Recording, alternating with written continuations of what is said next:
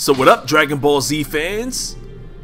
Time for some more Dragon Ball Xenoverse gameplay. And take a look at this warm moment. Everybody's so happy. They thought they defeated Frieza. Guess again. Look at Piccolo goes down. And I always wondered why Frieza chose Krillin right here. No way! I mean, he could have easily have just Piccolo! chosen Gohan. I get slammed into the wall. Fine, I'll just kill you all! Look at this.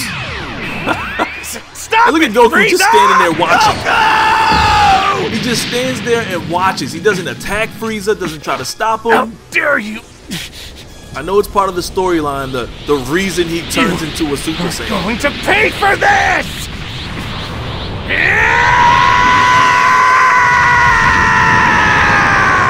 I always thought that was kind of strange. Goku's always standing around watching people get murdered. That's enough, Frieza! Now I'm mad!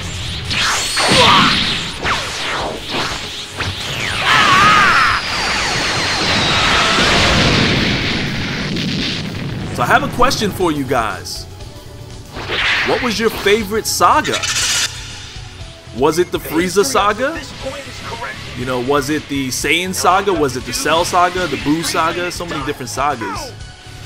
And whenever anybody asks me about my favorite, you know, I guess seasons of Dragon Ball, I always make reference to the very first season when it was Dragon Ball and Goku was a child. That was my favorite one. But in terms of the modern day sagas, or the ones that when he was an adult, you know, a lot of people like the Frieza saga. It's probably the most memorable one. When Goku first became a Super Saiyan. And I remember it, you know, pretty well. I remember when Frieza was killing everyone, you know, killing all the Nameks.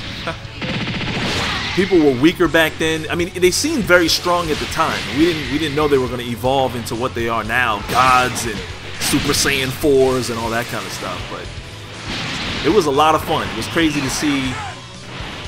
You know, we even saw Vegeta cry. You know, we found out that Frieza was the one that killed everybody on the Saiyan home planet.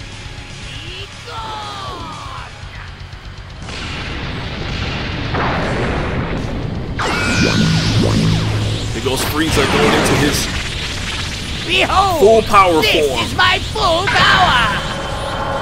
Which is weird because his second form he turns into like a taller man. But his full power form, he's back to this, you know, pint-sized little alien or whatever. I guess size doesn't matter. If you guys remember in this saga, Goku was training, you know, on the little spaceship that he flew from Earth to Namek. And I believe he was training in like 50 times gravity. I don't know if it went to 100 times gravity, but I remember.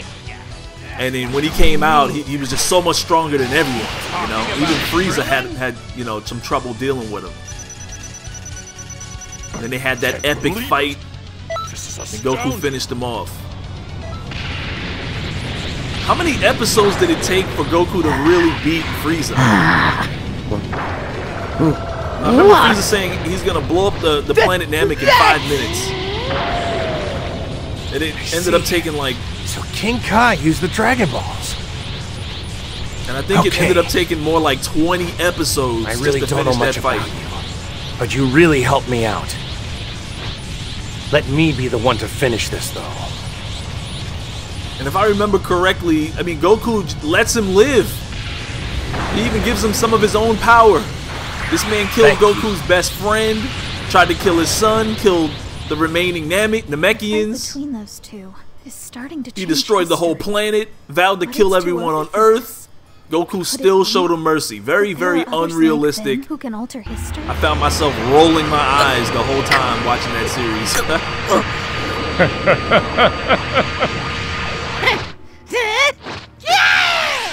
I think Cell was probably one of my favorite bad guys of all time. I thought he was the best bad guy. I thought he was a better character than Frieza, that little pint-sized alien.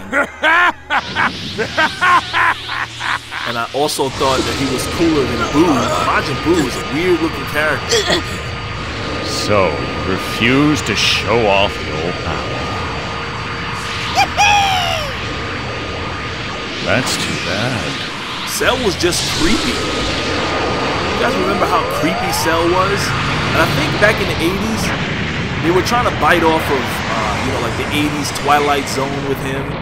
There was even a scene where he pulls Krillin's head out of a plane or whatever, and he does the whole Twilight Zone scene where the alien on the wing of the plane like waves his finger at him, something like that. He was a very creepy character. I don't even use the word creepy, but that man was creepy.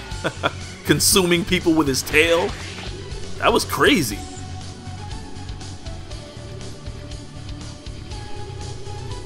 Now, what's that for? I almost had him. Cell was already That was also the time when I really started to like Trunks. Stop showing me. You know, we got a chance to see Trunks come out and really, you know, perform well, you know, fighting off the androids and then eventually fighting Cell. Even though he couldn't take Cell, it was kind of cool. And it was that dynamic between Vegeta and, you know, Trunks for the first time, father and son, you know, training in the hyperbolic chamber and all that kind of stuff. That was really cool. And that's when I just started to like Trunks. You know, I thought Trunks was perhaps the best Saiyan, you know, besides, you know, Goku. But see, Goku's kind of dumb. You know, he shows too much mercy. You know, and I understand that it's part of the storyline, but it was unrealistic mercy.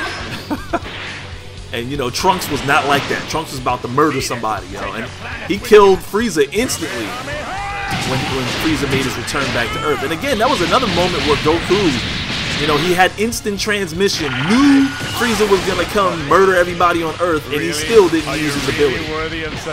And if he didn't get there, you know, if Trunks didn't get there on time, everyone on Earth would have been dead. So anyway, that concludes this video. If you liked the video, definitely click the like tab. If you're new to the channel, subscribe. And until next time, I'll have some more Dragon Ball Xenoverse gameplay for you guys later.